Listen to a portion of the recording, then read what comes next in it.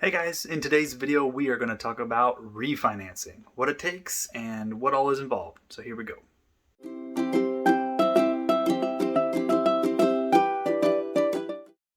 Hello everyone again. I wanted to just talk about refinancing and what are some awesome things that can be achieved with it, but also what are some things to be aware of. What could be some options and things that maybe you might not have thought of.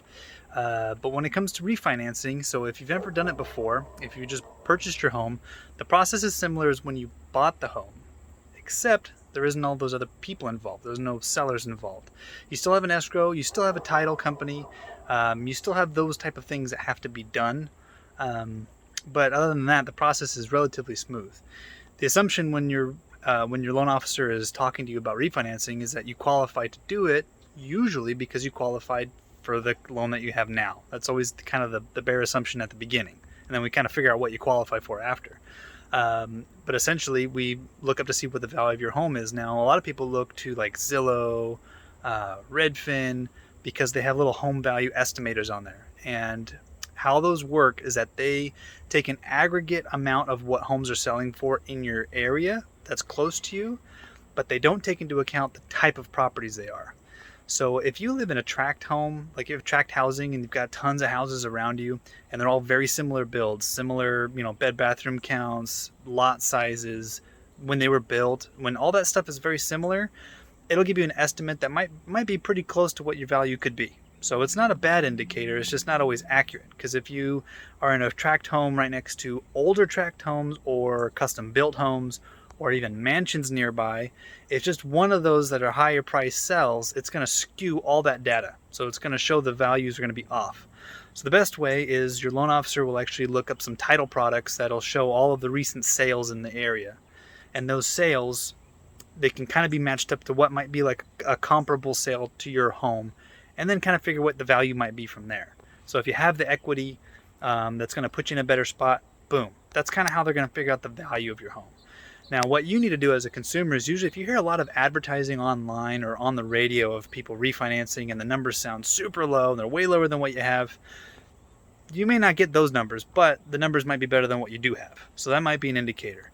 Another thing is whoever did your home loan will typically have systems in place that if rates drop low enough that you might be able to take advantage of it and it might be a benefit, usually it'll be a kind of like a trigger for them. They'll usually get an alert saying, hey, this person purchased at this interest rate.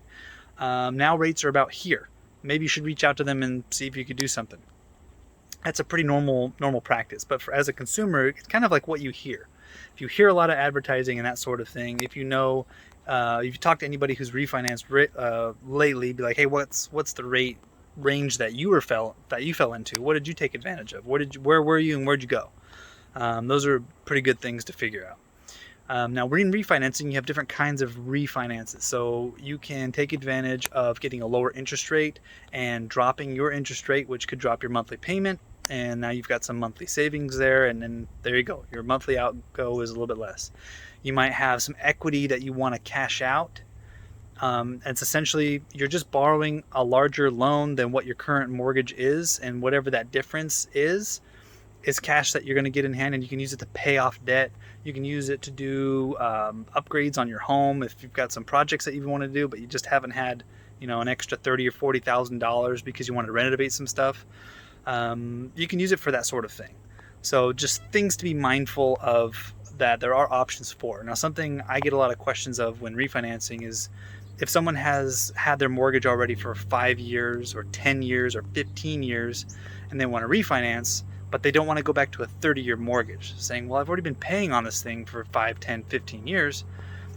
Maybe I can get a 15-year loan or a 20-year loan or a 25-year loan, just a shorter term, so I feel like I didn't lose out on that time. And you can do that. You can usually refinance into a shorter term. Now, does that always give you the most savings? Maybe in the long run. It can do that, but in the short term, not always, but sometimes. Usually the interest rate is going to be lower. The shorter the loan term, usually the lower the interest rate will be. So if you're going from a 30-year loan into a 15-year loan, the interest rate is typically going to be lower. It just is. But your monthly payment might even go up a little bit, depending on how far away you are from being 15 years of paying off that loan and things of that nature. You may not want that to happen. You may want to just reset your loan longer out because that lowers your monthly payment. Now, the reason why I don't put too much put too much into the longer loans. Like, it's going to take me 30 years to pay this thing off. The average person only stays in their home or keeps a mortgage product for a few years. Staying in a home, 6 years is the average. Most people don't keep the same loan product for that long. They just don't. It's kind of rare, especially if you bought when interest rates were higher. As soon as they get lower, people want to take advantage of it and you want to refinance.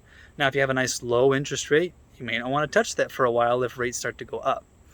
That's another question I get, and I think this kind of helps give insight, is if you do want to use your equity either as an investment vehicle, or you want to cash in hand for renovations, you want to start a business, pay off debt, whatever it might be, it may not be beneficial to refinance your mortgage.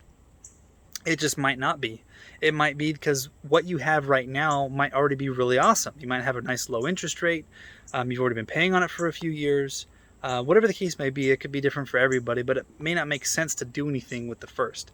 So there are products out there that are called home equity lines of credit, or a HELOC. It's basically like using your home equity. It's like a big credit card. You can borrow against it. Usually you can borrow against it for up to 10 years, and then after that it recasts into like a 20-year amortized loan.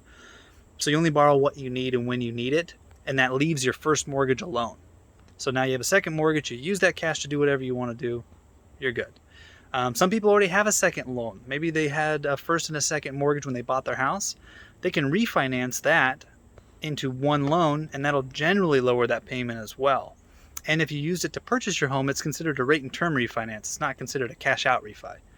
Cash out's typically a little bit higher interest rate, just so you know. There are other types of refinances out there, like streamline refinances, but we can get into that another time because they're super uncommon in our current market. People take advantage of them when everyone buys at a higher interest rate and things go down. Then you do these things called streamlines, but more for another time, because honestly I haven't done one in years. And when I first started, probably about 7 years ago, they were really big because that's what happened. People had bought higher, interest rates dropped, everyone was refinancing. But since then, I haven't done a single one. You have to prove that there's enough savings to do them, and most of the time it doesn't work. So let's say you purchased a home with an FHA loan, and you're thinking, okay, I think I've got a good amount of equity now, maybe I can refinance. Sometimes that makes sense to refinance it into a different loan product, like a conventional loan, because maybe you have enough equity, the mortgage insurance will drop off, and maybe the interest rate's lower. So now you're going to save money on both of those things. Just things to consider. But typically, whoever did your loan, if you were happy with them, they're usually a good resource to reach out to and see if they can check out the scenario for you and see if it makes sense. They're not always the person who is servicing your loan. They're not always that company. That company will periodically, if rates are looking okay, they might kind of send out some teasers to you as well and say, hey, might want to refi. So these are just kind of indicators, things to look for, and different things you can do with refinances. But yeah, if you found value in this video, or if you have any questions or anything, go ahead and comment below. But please, yeah, like the video, subscribe. If you've ever had any questions about refinancing, and even just basic things or even really specific things, feel free to comment about them, and I'll definitely reply to you, because, well, it's what we do, and it's kind of the market I've always been in, has been a very strong refinance market. So, but yeah, that's everything for today's video. Everyone, take care. Bye-bye.